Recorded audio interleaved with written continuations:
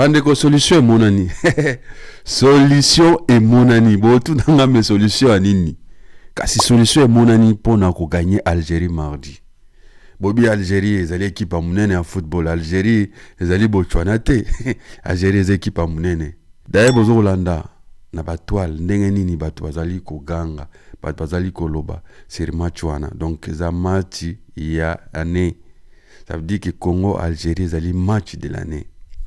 Alors, ngai lelo na kati émission oyo na yena solution. Solution moko za simple pour permettre biso bana mboka to ko gagner Algérie. Boy bi Algérie les équipes moko techniquement baza très très bon. Mais les équipes moko oyo baza du mal ya ko gagner, mais équipe baza physiquement le rôle biso. Algérie ils ont vraiment du mal ya ko gagner ngo. Tout le monde qui ont preuve na face à Burkina Faso, ils avaient du mal à gagner Burkina Faso. Match on est quoi pour Souka un but partout. Mais biso tous na équipe moza fort, physiquement tous fort. Mais toi un problème mon boyke, faut to matissa côté technique na biso. Ça veut dire qu'il faut tout le solution d'une manière que ben lien na biso o bazobeta liboso na attaquant na biso wala makasi na profondeur o ezali bakambu akoka kozwa plus de ballons pour faire mal l'équipe Algérie wana. Alors yango na émission oyo na yena solution avant na pesa bino solution wana na oyo lobela bino likamoza très très important o ezali sponsor ya émission oyo. Émission vous allez sponsoriser na Anden Apprenti. Donc ça veut dire toi spécialiste, il y a impression. Il y a biloko nyonso bo na besoin. Par exemple, ba t-shirt, ba flyer, ba roll-up, surtout ba roll-up. Ba roll-up, t'as net exemple roll-up. Roll-up mi balé so on imprime ba roll-up no mi balé pour na événement local ba mariage, événement local ba soirée, événement local ba conférence. Ba roll-up mi balé et coûte 160 €. En plus de ça, misala na transport ya koya ko tikelo na ndako na yo nyonso sali gratuit de yo oyebisi biso ka eloko yo lingi biso to saleli yango to imprimer yango prix nango ezali 160 € le 2 160 € na bien le 2 donc moko ezo ya netina 80 €. Alors o azana besoin numéro ezali affiché na se ya vidéo na biso bobenga bozala jamais dessus et pas na biso awa ezali qualité. Alors, tolongwe wana toye solution ezali nini? Solution ezali na classement. Ngai proposition na ngai ezali simple. Wana eza avis na ngai. Ke match wana to bandisa kakuta pona 30 minutes.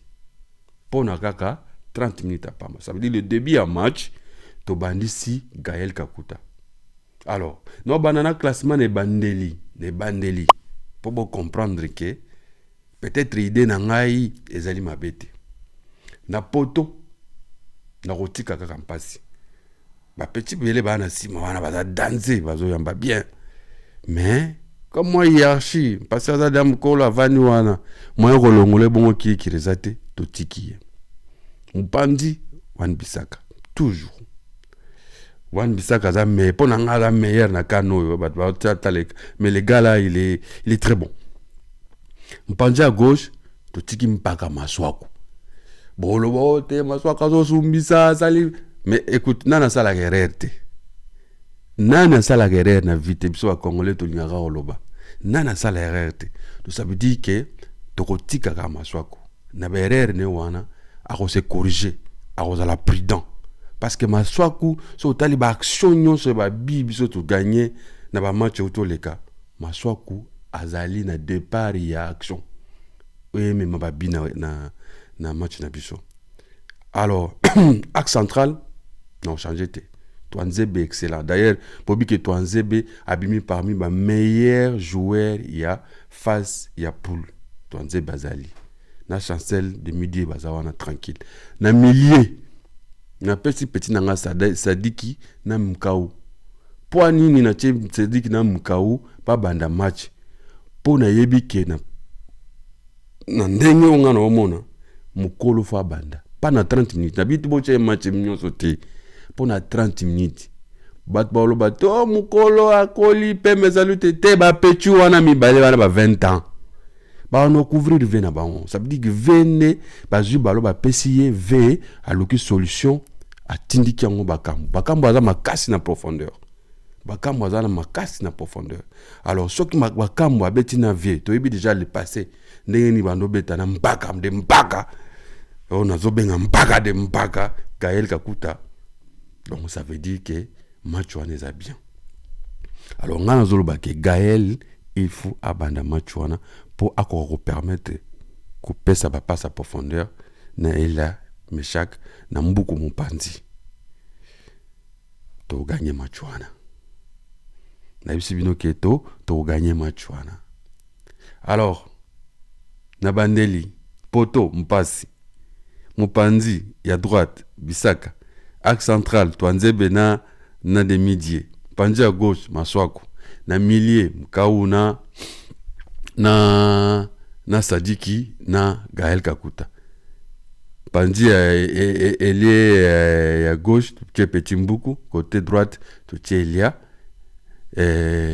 na katikati tu es Bakambu.